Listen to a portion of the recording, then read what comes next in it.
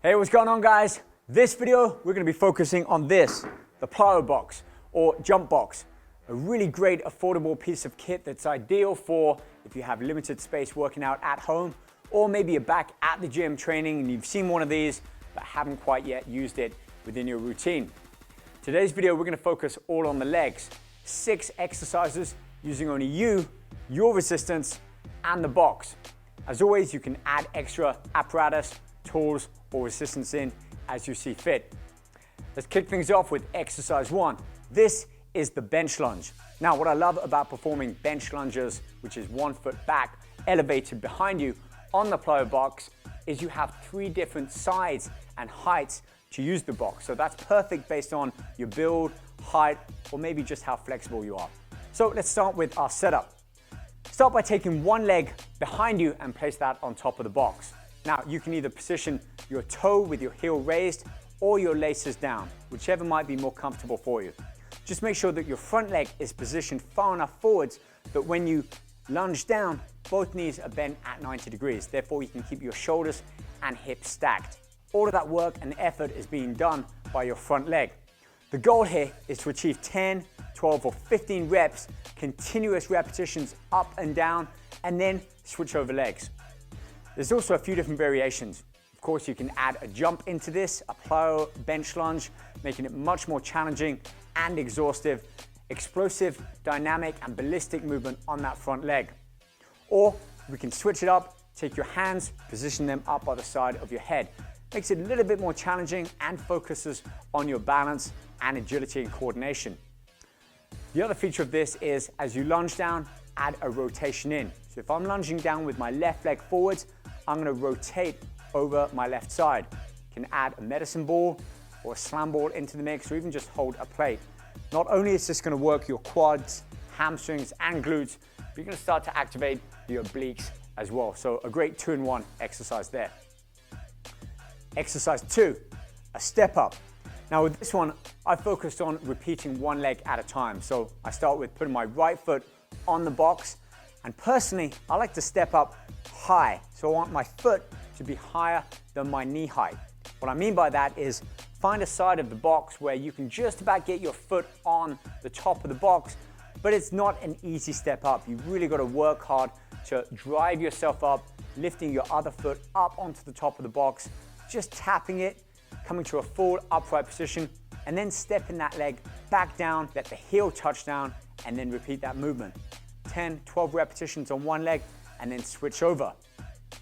Another feature of the step up is, again, to hold something in your hands, a medicine ball, a plate, or simply just hold your hands in a surrender position, hands up behind the back of your head, but not pushing forwards on the head. Make sure that all of the work is done on that front leg, lifting you up on the box. For our third exercise, this is basically a progression from that step up. It's a Plyo Box Jump. With this one, you want to make sure that you have enough room between you and the box so that you can bend down into a squat position and then using your arms, thrust them behind you as you propel yourself up, landing square onto the box.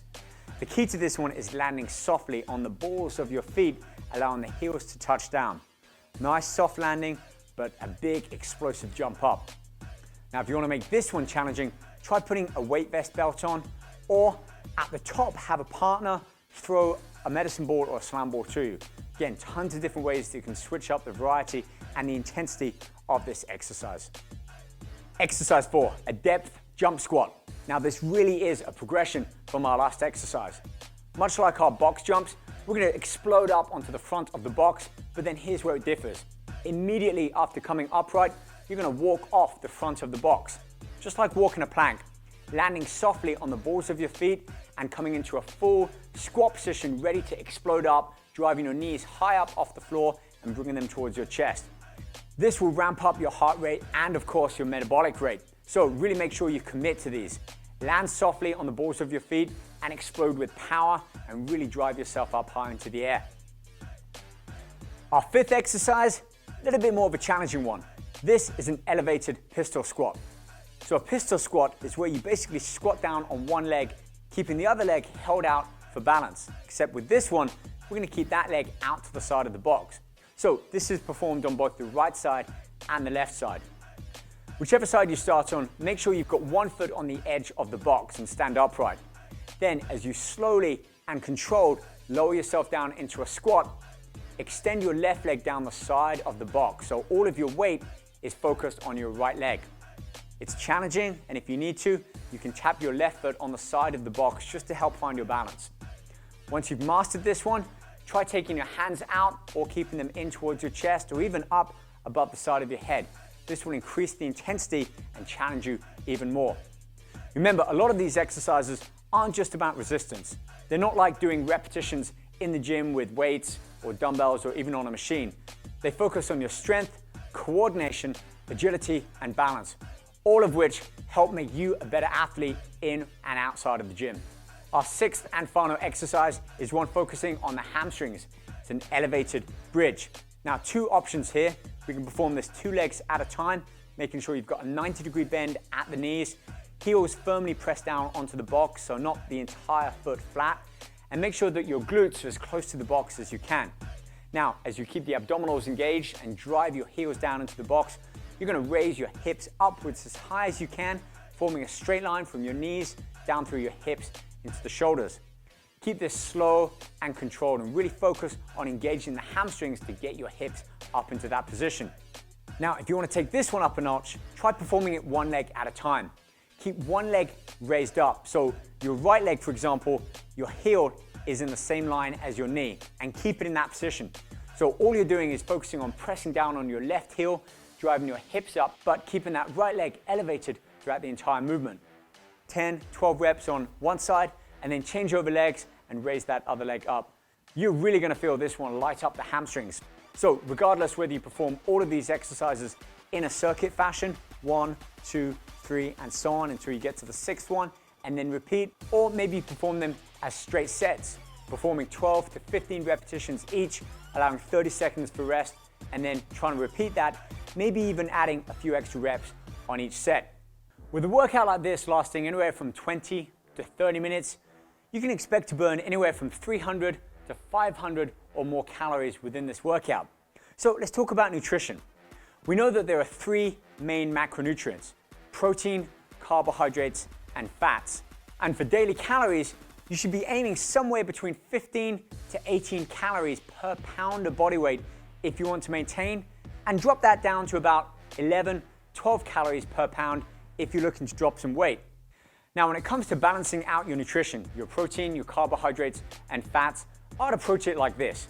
Aim for equal amounts of protein and carbohydrate, both totaling about 40% of your total calorie intake. Fats can make up about 15-20%. So, carbohydrates typically come from foods like cereals, oats, pasta, potatoes, rice. Protein, a little bit more tricky. Animal proteins, but also beans, legumes, nuts, and of course supplements. Protein bars being a great way to get enough protein into your diet, particularly after your workout like this one. For me, I use this. This is a Built Bar. What I love about these, whole range of different flavors. They're about 130, 150 calories. They have 17, 18 grams of protein, so a perfect amount that you can have post-workout, and then about an hour later, head back home, have a proper solid meal. Carbohydrates, you're only getting 1 net gram of carbohydrates. Like I said, 130 calories, even if it's a snack at the end of the day, or you keep them in your car, gym bag, at work. It's a good amount of protein, not too many calories, and hardly any carbs or fats, to make sure you're getting enough protein into your diet. Talking about flavors, this one is mint brownie, and it tastes incredible.